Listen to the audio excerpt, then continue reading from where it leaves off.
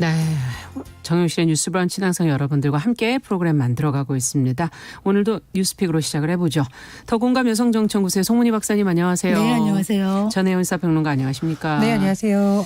자, 오늘 첫 번째 뉴스는 홍남기 부총리 기획재정부 장관이 사직서를 냈다는 보도가 나왔어요. 근데 문재인 대통령이 반려를 했다. 이렇게 이제 보도가 나왔는데 어제 공개석상에서 홍 부총리가 사의를 표명한 사실 어떤 이야기를 했고 그것에 관해서 어떤 의견들을 갖고 계신지 좀 점검을 해보도록 하죠. 천평론가께서 정리 좀 해주시겠어요? 이해를 돕기 위해서 자주 쓰는 것이 이제 열쇠말인데 네. 첫 번째 키워드는 국회 기재위와 양도세 관련한 내용입니다. 네. 최근에 왜 대주주에 대한 양도세를 강화하는 주식에서. 방안을 놓고 네. 굉장히 관심이 많이 쏠렸었는데 여당과 정부의 입장이 조금 다르다는 보도를 많이 보셨을 겁니다. 지금 정부에서는 대주주 기준을 강화해야 된다. 예. 그러니까 쉽게 말하면은 대주주라는 요건을 금액을 조금 더 낮추는 것이 이제 강화라고 볼 수 있겠죠. 그래서 여러 가지 갑론을박이 있었는데요. 주식 보유의 기준을 10억 원에서 3억 원으로 내리냐 마냐를 놓고 여러 가지 전망이 나왔었습니다. 예. 이제 어제 국회 기재위에서 이와 관련해서 거기에 출석한 홍남기 부총리에게 민주당 의원들이라든가 이제 기재위 소속 의원들이 질의를 했습니다. 대주주 양도세 관련해서 어떻게 되고 있냐라고 다시 한번 물었겠죠. 홍 부총리가 어떻게 얘기를 했냐면은 대주주 기준은 현행처럼 10억 원으로 유지됐다. 이거는 정책적 결정이니까요. 그 이해에 이어서 뭐라고 했냐. 2개월 동안 갑론을박한 것에 대해 책임 있는 자세가 필요하다 싶어서 현행대로 가는 것에 책임을 지고 사의 표명과 함께 사직서를 제출했다. 이렇게 말을 했습니다. 네. 이제 이 부분에 대해서 청와대에서 다시 강민석 대변인을 통해서 의견이 나왔는데요. 그러니까 국회 기재에 가기 전에 오전에 국무회의가 있었고 그 직후에 홍 부총리가 문 대통령하고 면담을 가졌고 사의를 표명했었다고 해요. 네. 그런데 문 대통령이 홍 부총리를 재신임했고 사의 표명을 반려했다고 합니다. 그러니까 사의 표명을 한 것은 맞고요. 네. 반려한 것도 지금 청와대 확인에 따르면 확실한 상황입니다. 그러니까 당장 기재부 부총리가 바뀐다든가 이런 일 없을 건데 이런 현상을 놓고는 여러 가지 해석이 나올 수가 있겠죠. 예. 일각에서는 최근 정부가 추진하는 정책과 여당이 추진하는 정책이 같은 경우도 있었지만 기준 완화라든가 특히 세제 정책을 놓고서는 의견이 다르다는 보도가 많이 나왔었는데 이에 대해서 홍 부총리가 좀 불만을 표시한 거 아니냐, 항의성이 네. 아니냐 이런 전망도 나오고 있고요. 일각에서는 사실 연말에 개각이 있을 거라는 전망도 나오고 있습니다. 그래서 이것이 어떤 개각을 앞두고 하나의 신호탄이 되지 않을까 이런 전망도 나오고 있는 상황입니다. 네. 자, 보도를 보니까 이제 뭔가 좀 혼선도 좀 있었던 것 같고 어쨌든 청와대 쪽에서도 홍 부총리의 사의 표명에 대해서 부정적 반응도 이제 보도되는 부분도 있는 것 같은데 어떻게 보십니까 이 일을? 좀 특이한 상황이죠. 네. 부총리가 국회에 나와가지고 사퇴 의사를 얘기하고 내가 사표 냈다 이렇게 얘기하는 걸 보고 분위기가 갑분싸라고 얘기하잖아요. 갑자기 분위기 싸해진다. 그래서 아마 여당에서도 많이 당황해서 좀 불편한 이야기를 많이 한 것 같고 야당에서는 이거 짜고 치는 구스톱 아니냐 또 이런 얘기를 했었는데 또 진실 게임으로 가고 있는 것 같아요. 그런데 일단은 홍 부총리가 경제부총리가 하는 일이 뭐냐. 예. 여러 경제 정책들을 잘 조율하는 게 일입니다. 그런데 지금까지 분위기를 봤을 때 우리가 관료 조직의 특징 중에 하나를 사실은 복지부동이다. 이런 얘기를 많이 하는데 네. 홍남기 부총리는 사실은 사사건건 좀 여당과 많이 부딪혀왔다. 그래서 지금 구도가 여당이 좀 청와대와 여당이 정책을 이끌어가는 이런 구도에서 경제부총리가 할 수 있는 게 많지 않다. 이런 부분에 대한 어떤 항의 내지는 불만을 표현한 게 아닌가 싶습니다. 네. 예를 들어서 1차 재난지원금 줄 때도 홍 부총리가 재정 여력이 힘드니 70% 주자 국민에 그랬죠. 그랬다가 네. 전 국민 지급으로 갔었고요. 예. 지난 7월 달에 재정 준칙도 얘기를 했더니 여당에서 지금 확장 재정 펼 때인데 무슨 얘기하느냐. 홍 부총리랑 같이 갈 수 없겠다. 이런 얘기까지 나왔었거든요. 네. 또 최근에 그린벨트 해제 검토 가능성에 대해서 얘기를 했더니 그 다음 날 바로 국토부 차관이 그렇게 하지 않는다. 그렇죠. 이런 얘기를 하고 예. 문재인 대통령도 보전하겠다. 이런 얘기를 하면서 패싱 논란도 좀 있었습니다. 또 하나 홍 부총리를 힘들게 한 것이 무엇이냐. 지금 부동산 정책을 두고 전세 난민 이런 이야기를 하면서 많이 오르락내리락 거리고 있어요. 그렇죠. 국민청원에도 거론이 네. 됐었죠. 국민청원에 탄핵해라 이런 게 여러와 같이 나오고 있는데 사실 지금 홍남기 부총리가 전세 난민 이야기를 왜 듣냐. 아파트에 본인이 거주하고 있는 아파트에 실제 주인이 실거주하겠다고 들어오겠다 그래서 나가야 되는 거죠. 그래서 의왕에 있는 아파트에 있는 세입자에게 다른 데를 알아봐라 그랬더니 지금 전세 가격이 너무 올라서 그 세입자가 못 구하는 거예요. 그러니까 세입자가 계약갱신 신청구권을 행사하겠다. 이러니까 홍남기 부총리가 세입자에게 위로금을 줘서 내보낸다. 이런 기사가 있으면서 이 부동산 정책이 발등을 찍은 게 아니냐 이렇게 희화되고 있는데 사실은 부동산 뭐 임대차 3법 이나 이런 법들은 여당 주도로 홍남기 부총리보다는 더 센 정책들이 계속 나온 것이라 네. 홍 부총리 입장에서는 일은 진짜 열심히 했는데 욕은 욕대로 먹는다. 이런 좀 불만이 있을 수 있을 것 같고요. 그래서 아마 연말까지는 갈 것 같습니다만 지금 사퇴한다고 발을 뺄 수 있는 건 아닌 것 같고 아마 끝까지 책임을 같이 지고 가는 그런 형편이 되지 않겠나 이런 생각이 듭니다. 어떻게 보십니까? 저는 관료와 정치인의 차이는 기본적으로 알면 조금 이해가 쉽다. 이거를 불협화음으로만 볼 수 있겠지만 의견의 차이가 분명히 있을 수 있습니다. 네. 왜냐하면 홍남기 부총리는 정치인 출신 부총리가 아니에요. 그렇죠. 경제부총리를 정치인 출신으로 세우거나 학자 출신으로 세우는 경우도 있는데 관료들은 기존에 정해진 법에 따라서 대부분 하게 되어 있습니다. 법을 준수하는 집단이 공무원 집단이죠. 그렇죠. 그러니까 아마 어떤 재정의 건전성이라든가 이런 걸 중시하는 기재부 관료 출신의 부총리로서는 아마 장기적 계획에서의 어떤 불안감이 있지 않을까라는 의견 표명을 많이 했던 거 저는 그것은 비난할 바가 아니라고 그렇죠. 생각을 해요. 그러나 정치인들은 법을 바꾸거나 법을 만드는 사람들이죠. 네. 특히 국회는. 그러다 보니까 정치인 입장에서는 기존에 안 했다고 하더라도 지금 필요하다면 이런 걸 해야 된다라는 의견 차이가 나온 것이 저는 긴급재난지원금을 둘러싼 홍남기 부총리와 여당 내에서의 이견 표출이라고 생각을 합니다. 그래서 네. 그런 부분에서 홍 부총리를 비난할 부분은 아니라고 생각을 하고요. 그런 부분에 대해서 뭐 일부 여당 지지자들이 비판을 하는데 홍 부총리의 입장도 이해해 줄 부분이 있다고 생각을 합니다. 그러나 저는 좀 강조하고 싶은 것이 뭐냐면 기재부가 재정준칙이라든가 여러 가지 밀어붙이는 것이 현재 흐름에서 맞느냐는 좀 생각해 볼 필요가 있는 것 같아요. 그러니까 소신이라는 것이 나쁜 것은 아니지만 시대의 흐름에 반영할 수밖에 없는 지금 상황에서 자꾸 기재부가 어떤 기존의 원칙이라든가 재정 건전성만을 내세우는 것이 맞느냐, 그러니까 시대 흐름에는 맞느냐에 대해서는 돌아볼 필요가 있다고 생각을 합니다. 그리고 두 번째로 저는 이제 홍 부총리가 어떤 보통 본인의 뭐 소신을 밝히거나 당정협의회에서 이견을 표출하는 것 자체는 나쁜 것이 아닌데 거취에 대해서 국회 와서 이렇게 말하는 것은 좀 가벼워 보인다.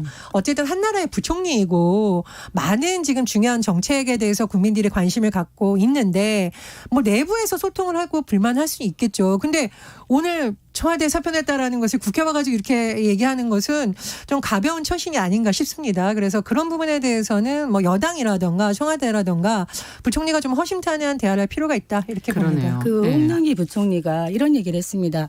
그 대주주 요건 10억 이걸 유지하느냐 아니면 3억으로 하느냐에 대해서 사실은 2달 이상을 강론을박이 있어 왔는데 네.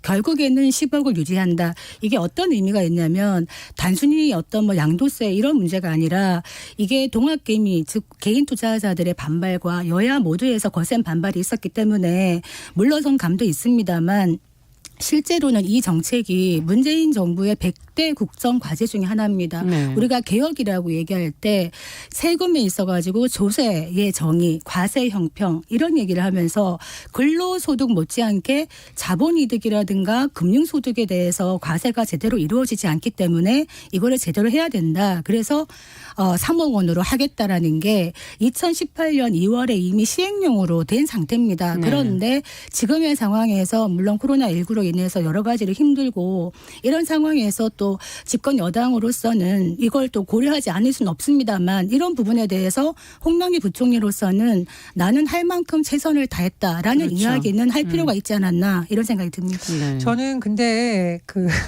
한 나라의 부총리가 국회 와서 나 오늘 저기 청와대에 사표냈다 이렇게 하는 거는 사실 기재부라는 조직을 대표하는 또 장관이기도 한데 좀 부적절하다라고 생각을 합니다. 그러니까 홍 부총리의 뭐 노력이라던가 소신을 밝힌 부분은 전 비판하진 않아요. 네. 그러나 그 생각이 지금 시대 흐름에 맞느냐는 비판할 수 있는 것이죠. 그런 면에서 저는 긴급재난지원금을 뭐 다 보편적으로 해야 된다는 여당의 주장이 오히려 그때는 맞았다고 생각을 해요. 그러나 지금 같은 경우에는 홍 부총리의 주장이 오히려 더 시대 흐름에 맞다라고 저는 해석을 합니다. 왜냐하면 말씀해 주셨듯이 이 대주주 기준 강화안이 갑자기 나온 것이 아니에요. 갑자기 나온 것이 아니고 몇 년 전부터 그렇습니다. 그리고 네. 많은 사람들이 맨날 여기다가 재정 투입해야 된다, 어려운 일 돌봐야 된다라고 하는데 정작 우리가 그러면 부의 재분배 차원에서 조세를 어떻게 할 때는 본인들을 중심으로 사고를 한다라는 거죠. 그래서 저는 동학 개미라는 명칭도 개인 투자자 전부를 그러면 개미라고 할 수 있느냐. 네. 오늘 언론에서 뭐라고 나왔냐.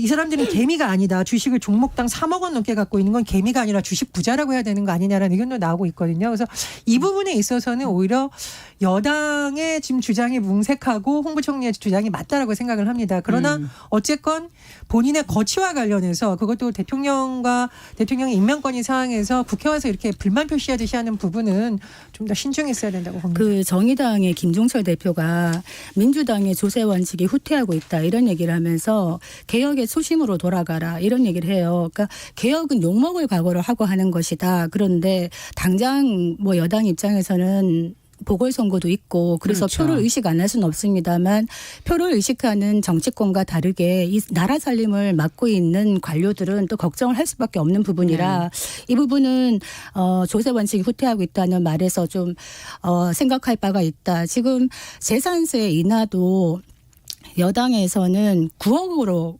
하려고 그랬다가 결국에 홍 6억 부총리가 원. 예. 밀고 붙여서 6억으로 그냥 가는데 네. 어떻게 보면 공시지가는 90%로 올리면서 재산세는 또 6억 이하에서 이렇게 한시적으로 낮춰주는 이런 촘촘하게 구간을 나누어서 낮춰준 이런 것들이 약간의 균형을 찾으려고 한 것 같긴 합니다만 국민들의 어떤 표를 좀 의식한 부분은 분명히 있는 것 같다. 그렇죠. 이런 생각이 듭니다. 우리가 재산세나 이런 거 올 때는 바로 내 재산에 대해서 그 재산세가 바로 부과가 되기 때문에 굉장히 직접적으로 느끼는데 사실은 공시지가 현실화율 부분은 멀리 있는 것 같지만 전반적으로 세금이 올라가는 그럼요. 것이거든요. 그래서 이런 부분은 좀 생각을 해봐야 되겠습니다. 네. 그리고 이제 저는 한마디만 더 붙이자면 이제 업무상 예전에 기재부 공무원들을 많이 받고 예전에 기재부 공무원이 국회에서 이제 마지막 예산 관련한 처리할 때 쓰러진 적이 있습니다. 굉장히 심각하게 아파서 병원에 입원했던. 그래서 많은 공무원들 특히 기재부 공무원들 제가 만나보면 쉴 틈이 없어요. 정말 쉴 틈이 없고 제가 가보면 휴가를 못 갈 정도로 너무 바쁜 거예요. 그냥 시간 내에 처리해야 되는 일들이 너무 많습니다. 전국에서 다 찾아와요. 공무원들이 예산 달라고. 그런 고충 이해를 합니다만 그러나 이제 제가 조금 당부를 드리고 싶은 거는 시대의 흐름에 맞춰서 우리가 재정을 운영하는 것에 대한 패러다임이 바뀔 수가 있잖아요. 특히 코로나19 상황에 있어서의 긴급재난지원금이라든가 이런 것은 기존의 사고가 아닌 다른 사고로 접근을 해야 되기 때문에 기존의 관료 집단과 정치인들이 서로 다른 생각을 가지고 빨리 절충점을 찾는 것이 필요하다고 보고요. 그렇죠. 그런 점에서는 뭐 저는 홍 부총리의 소신 발언은 좀 의미가 있다. 다시 한번 강조하지만 기재부 장관이라는 입장에서 이런 발언을 하는 것은 기재부 공무원들을 좀 사기를 떨어뜨릴 수도 있습니다. 그래서 더 신중해야 된다. 다시 한번 말씀드립니다. 네. 자, 두 번째 뉴스로 좀 가보죠. 또 중요한 뉴스가 있는데 낙태죄 전면 폐지를 요구하는 국회 국민동의 지금 10만 명을 넘어섰다고 지금 보도가 나오고 있거든요. 이번 청원은 어떤 내용이 담겨 있는 것인지 또 어떤 의미가 있는지 저희가 좀 살펴보고 같이 좀 생각을 해봐야겠습니다. 우리 국회 국민동의청원 많이 소개를 해드렸지만 다시 한번 말씀드리면 네. 청와대 국민청원과 다릅니다. 요건 자체가 달라요.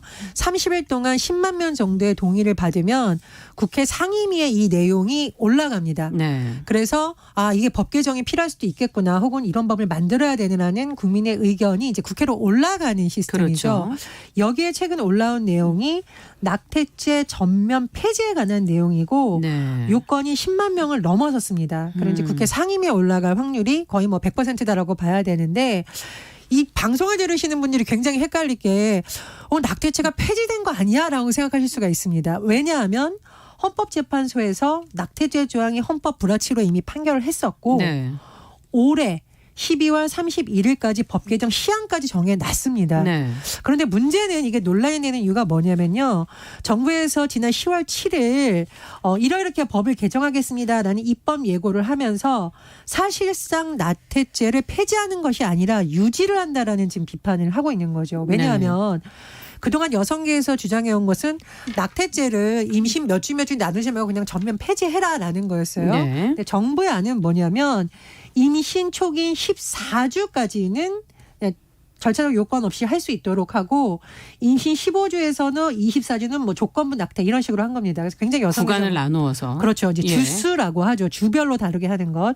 그래서 이에 대해서 청원이 올라온 내용은 첫 번째로는 이런 것 자꾸 주술 두지 말고 전면 폐지해라라는 것이고 두 번째로는 이 법의 관점을 자꾸 처벌적 관점에서 두는 것이 아니라 여성의 건강 문제라든가 성과 관련된 권리 측면에서 좀 바라봐 달라 등등이 있습니다. 또 법률에서 지금 우리 낙태라는 용어를 쓰는데 이 용어를 임신 중단 혹은 임신 중지로 바꾸자. 또 최근에 이제 많이 논의가 됐던 분인데요. 임신 중단 유도약, 미프진 네. 것을 도입해 달라 등등의 6가지 안을 청원으로 올린 상황입니다. 네. 자, 그러면 지금 시기적으로는 어떤 시기인지 지금 뭐 정부는 유지 쪽으로 지금 결정을 했다, 입법 예고를 했다는 얘기를 해주셔서 이 청원 내용이 어떤 영향을 미칠 수 있는 것인지 좀 여러 가지 측면에서 생각을 좀 해봐야 될 것 같은데요. 시기적으로 굉장히 중요하다. 지금 얼마 안 남았죠. 12월 네. 말까지 이제 만들어야 되는데 예. 그동안 정부가 좀 가만히 있다가 이번에 입법 예고를 한 걸 보면 낙태죄 폐지에 대한 인식보다는 어떻게 하면은 주수를 촘촘하게 나누어 가지고 좀 처벌을 할 것인가 여기에 또 주안점이 있는가 하는 의심이 들 정도로 그러니까 이를테면은 우리가 24주 이후에는 처벌을 또 받을 수가 있는 이런 위험이 있는 것인데 예. 실제로 이제 24주라고 하면 실제로 태아가 밖에 나와서도 의술로 생존을 할 수 있는 시기입니다. 그만큼 어떻게 보면 산모가 그때 임신 중단을 한다는 거는 산모도 산모에게도 위험하죠. 굉장히 위험하고 네. 건강권에 심각한 그 위해가 될 수 있는 건데 24주라는 그 시기에 그 임신 중지를 결정할 수밖에 없는 산모의 사정 이런 것이 있다면 처벌에 주안점을 두는 것이 아니라 의학적, 사회적 보호를 하는 것에 더 주안점을 둬야 된다. 이런 생각이 들고 그러네요. 실제 그동안 낙태죄가 있었지만 암암리에 낙태가 있었다. 네. 실제로 2018년 통계를 보니까 우리가 흔히 갑상선 수술을 많이 한다고 얘기하는데 한 해에 한 3만 건 정도 한다 그래요. 네. 근데 낙태를 5만 건이라는 통계가 나왔습니다. 통계에 그만큼 잡히는 건 잡히지 않는 것까지 심사하면 굉장히 더 많은 많다는 것인데 얘기겠죠. 실제로 임신 중지를 하러 갔을 때 병원에서 받아주지 않기 때문에 일단 와봐라 그랬을 때 병원 수십 군데를 허용하는 병원을 가야 되는 경우도 있고 낙태 비용도 천차만별입니다. 그 임신 중단 비용이 40만 원부터 500만 원까지 그렇기 때문에 경제적인 부담도 굉장히 크다. 그래서 이런 부분에서는 국가가 좀 인식을 전환해야 되는 게 아닌가. 그러니까 모자보건법에 그 모성이라는 이야기를 놓고 있는데 청원인이 어떤 얘기를 하냐. 이 모자보건법의 모성을 여성으로 바꿔달라 이런 얘기를 합니다. 그러네요. 그래서 우리가 아이를 낳는 소중한 존재이기 이전에 한 인간이고 여성이다. 주체권을 갖고 있다. 이런 얘기를 해야 되는 것이죠. 그래서 세계보건기구와 엠네스티가 보니까 그 코로나19 상황에서도 각국이 꼭 유지해야 되는 필수 보건 의료 서비스를 지정할 때 임신 중지를 포함했습니다. 그만큼 이 부분에 대해서는 국가가 서비스를 제공해야 되는 부분이지 처벌로 가야 되는 부분은 아니다. 이런 생각이 듭니다. 그러네요. 어떻게 보십니까? 지금 처벌은 좀 문제가 있는 부분이 있네요. 그렇습니다. 왜냐하면 이제 이렇게 미성년자, 장애인 이런 사람들이 임신을 한 것을 뒤늦게 인지하는 경우도 많은데 이런 사람들이야말로 아이를 낳거나 키울 수 없는 환경에 처한 경우도 많잖아요. 그렇죠. 그런데 이것이 본인이 정말 깊게 어떤 사고에서 결정하는 것이 아니라 국가가 처벌을 하는 방식으로 딱 막아놓는다면 더 큰 부작용이 될 수가 있고 그리고 불법적인 음성 시술을 통해서 굉장히 위험한 상황이 갈 수도 있고 그렇죠. 이런 상황이기 때문에 자꾸 처벌 중심 사고로 접근하지 말라는 거거든요. 어떻게 보호하고 건강을 지켜주냐 이런 관점을 자꾸 도입해야 되는 거고 그래서 법무부의 양성평등위원회에서도 약태죄를 완전히 폐지하라고 권고한 바가 있습니다. 그래서 그런 부분을 통해서 정부가 좀 이런 여론을 좀 많이 들었으면 좋겠다고 보고요. 네. 헌법재판소에서 이 낙태죄에 대해서 헌법 불합치 결정을 내리면서 이 점을 강조했어요. 여성과 태아의 관계를 가해자 대 피해자로 그렇게 인식하지 말아라라고 했습니다. 그래서 낙태라는 용어를 쓰지 말자라는 것도 태아도 물론 중요하지만 이 지금 태아를 임신한 여성의 건강과 결정권을 존중해달라는 거거든요. 그래서 임신 중지라는 용어를 요즘 언론에서 많이 쓰고 있습니다. 그래서 실제 존재하는 현실에서 어떻게 보호할 것인가에 좀 초점을 맞추는 법 개정이 이뤄졌으면 합니다. 네. 지금 법무부의 형법 개정안을 보니까요. 임신 14주 이내에 의사에 의해서 의학적으로 인정된 방법으로만 이루어진 임신 중지를 처벌하지 않는다는 건데 이 의사들이 해야 되는데 실제로 강남구 같은 데는 산부인과가 한 150여 개가 있습니다. 그만큼 밀집된 데가 있는 반면에 저 좀 시골 이렇게 조금 외딴 곳에는 산부인과 자체가 없는 것도 있어요. 요즘에 많이 줄었죠. 네, 많이 줄고 있습니다만 그렇다면 적재적소에 이제 산부인과를 가서 이용할 수 있는 이런 이용권이 많이 제한되기 때문에 실제로 그렇다면 지방에서 접근 가능성이 떨어지는 곳은 보건소라든지 공공의료원이라든지 이런 데서 이런 부분을 좀 상담하고 전담할 수 있는 그런 시스템도 필요하지 않겠나 이런 네. 생각이 들고요. 지금 2018년 여름에 하나의 케이스를 좀 설명드리자면 아일랜드가 있습니다. 아일랜드는 국민 대다수가 카톨릭 국가거든요. 그렇죠. 신자인데 2018년에 국민투표로 붙여서 낙태죄를 없앴습니다. 그때 해외에 있는 많은 여성들이 일부러 귀국을 해서 그 투표에 참여했습니다. 그만큼 국내에서 이제 금지되어 있기 때문에 임신 중지를 하기 위해서는 해외로 나가야 되는 배를 타거나 비행기를 타야 되는 이런 걸 겪었던 거죠. 그래서 폐지가 되었는데 그때 이제 폐지되고 나서 막 환호하는 그 인터뷰 와중에 어떤 남자 인터뷰가 실렸는데 어떤 얘기를 하냐. 이제는 임신 중지를 위해서 배를 타거나 비행기를 탈 필요가 없다. 우리 손을 잡아라. 이런 얘기를 했습니다. 그걸 누가 얘기했냐. 남성인 아일랜드 보건장관이 했습니다. 이것이 바로 국가가 할 일이 아닌가 싶은데 지금으로까지 봤을 때는 우리나라 같은 경우에 여가부라든가 뭐 보건복지부에서 이런 움직임은 보이지 않아서 좀 아쉽다. 이런 생각이 많이 듭니다. 네. 어쨌든 법 개정은 역시나 또 국회의 몫으로 돌아갑니다. 그래서 그러네요. 국회에서 네. 정치적으로 예민해질수록 이런 사안들이 자꾸 뒷전으로 밀리는 것이 안타까운데요. 이거는 1953년 형법에서 낙태죄를 만든 몇십 년 만에 이뤄진 진짜 헌법 불합치 결정입니다. 그래서 네. 국회에서 이런 문제를 중심에 놓고 좀 건전한 논의가 많이 이루어졌으면 합니다. 지금 상임위로 올라가게 되면 거기에서 어쨌든 이 문제를 다시 다뤄야 되는 거 아닌가요? 그렇습니다. 네. 소관 상임위가 보건복지 보건복지위원회. 그리고 법사위, 법사위. 행안위 이게 예. 아마 긴밀한 논의가 이루어져야 될 것 같고 또 피임약이라고 얘기하는데 임신을 이제 중지하는 약 있죠. 그거 내과적인 이제 의약품이라고 하는데 이게 아직 우리나라는 합법적으로 되어 있지 않기 때문에 이렇게 좀 암암리에 구하는 경우가 있는데 네. 이 약이 가짜인 확률도 많고 또 이 약의 부작용도 많기 때문에 이 약을 가지고 했다가 실패해서 실제로 또 수술로 들어가는 경우도 많다 그래요. 그런데 이 수술을 한다는 거는 한국에서는 우리가 좀 자궁에 많은 부담을 주는 소파 수술이라고 하는 그걸 하기 때문에 여성의 건강권에 정말 심각한 피해가 있다. 이런 부분을 네. 또 한 번 말씀드리고 임신 중지를 하기 위한 약을 빨리 이렇게 받고 그 의사가 제대로 처방하고 이런 과정이 좀 서둘러져야 되지 않겠나 이런 생각이 듭니다. 네. 자, 앞서 저희가 이제 그 홍남기 부총리 얘기를 했을 때 주식 얘기를 했는데 그 연말에 주식 매도가 이제 쏟아져서 피해가 개인들에게 많이 미쳐질 것을 걱정한 부분도 있었다는 것을 좀 의견을 보내주셨네요. 빈실버님께서. 네, 좋은 예. 의견이신데 그동안 사실은 2016년, 18년, 20년 이런 식으로 대주주 요건에 대해서 계속적으로 변경이 있어 왔거든요. 그렇죠. 벌써 3년 정도 그때도 됐죠. 주식시장이 출렁출렁했었죠. 그런데 지나고 보니까 바로 당시에는 매물이 많이 나와서 약간 출렁이는 것 같았지만 지나고 길게 보면. 보니까 다시 돌아갔다. 또 이런 통계도 있기 때문에 이 부분은 좀 살펴봐야 될 것 같습니다. 그렇죠. 개인 투자자들의 의견이 안 중요하다는 거 아닙니다. 중요한데 정부의 과세 정책은 또 큰 흐름이 있으니까요. 그런 점 그러니까요. 말씀드립니다. 네. 자, 뉴스픽 전혜연 평론가 도공감 여성정치연구소 송문희 박사 두 분 수고하셨습니다. 감사합니다. 감사합니다. 자, 정용실의 뉴스 브런치 듣고 계신 지금 시각 10시 30분이고요. 라디오 정보센터 뉴스 듣고 오겠습니다.